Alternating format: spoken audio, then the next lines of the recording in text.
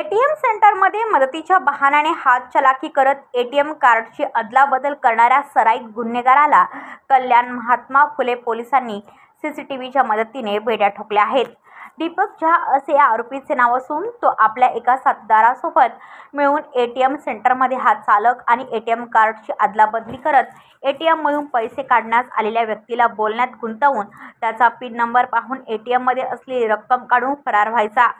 सध्या कल्याण महात्मा फुले पोलिसांनी दीपक झा याला ताब्यात घेत त्याच्याकडून 16 गुन्हे उघडकीस आणत 92 विविध बँकेचे एटीएम कार्ड आणि 26,000ची रोख रक्कम पोलिसांनी हस्तगत केली आहे।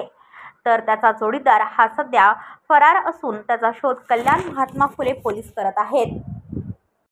महात्मा फुले पुलिस स्टेशन के क्षेत्र में एक एटीएम सेंटर से हाथ चलाकी के साथ एक गुना दाखिल किया था हमने। हाथ चलाकी करते हुए आरोपी ने 2 महिला को फंसाया था, तो उसके तहकीकात करते हुए एटीएम सेंटर की जो फुटेज है उसके तहत हमने एक आरोपी को ताबे में लिया था और उसके पास से तहकीकात करते हुए 16 गुने उसके पास से हमने ओपन किए हैं।